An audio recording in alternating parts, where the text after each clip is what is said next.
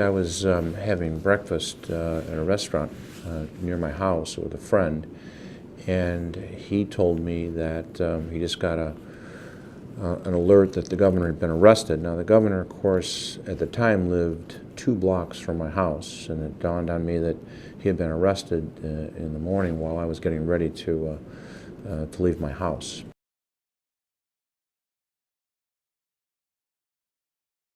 Well, I was obviously shocked. At that point in time, I had been nominated by my caucus to become the new president of the Senate. And my thinking was, how do we work with Governor Blagojevich? He had been fighting with Speaker Madigan. How are we going to bring those 2 guys together to try to go forward and pass a capital bill, which was our first priority? And that, of course, was all thrown up in the air when the governor got arrested. Very substantial charges were leveled against the governor, which we then couldn't just comment on the way you would a news story, because we were put in a role of being jurors. We had to warn our members that they were jurors and they had a different role than they would if they were just commenting on some kind of a political event.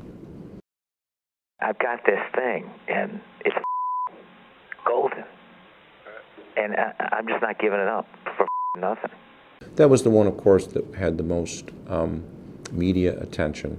But for some of us, some of the other charges were much more substantial. I won't sign your bill unless you give me $50,000, for example. That was one of the allegations, one of the counts, and one of the things that many people in our caucus were very troubled with.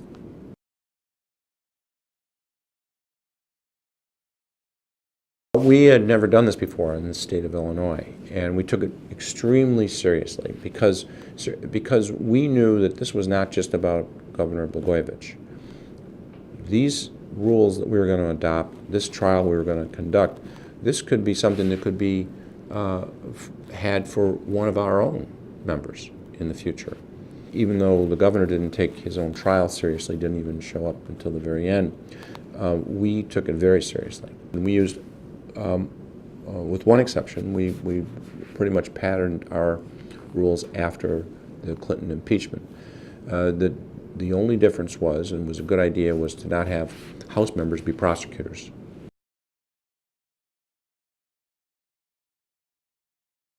Well, no, I wasn't really surprised that they're unanimous. Again, the governor didn't even come to his own defense. And there were defenses that the governor could have elicited. The previous impeachment of the governor was in Arizona for a governor who had been also charged with criminal offenses.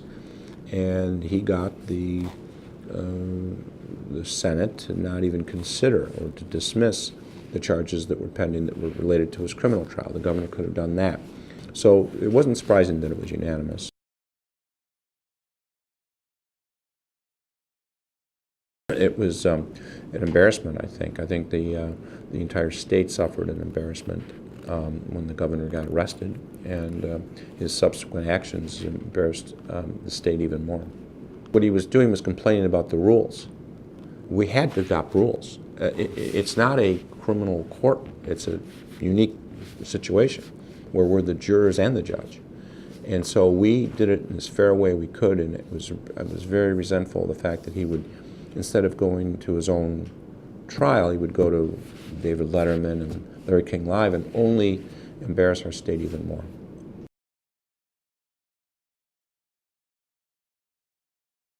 The speech was a speech and not testimony, so it wasn't under oath. And so he was in a tough position because he had criminal cases that were pending, so he didn't want to impeach himself so as to limit his ability to defend himself. But he didn't even come to the trial. He had good lawyers that he could have used. He didn't do that. No, not at all. He brought it on himself. He embarrassed the state, and we've made nothing but progress since he's left.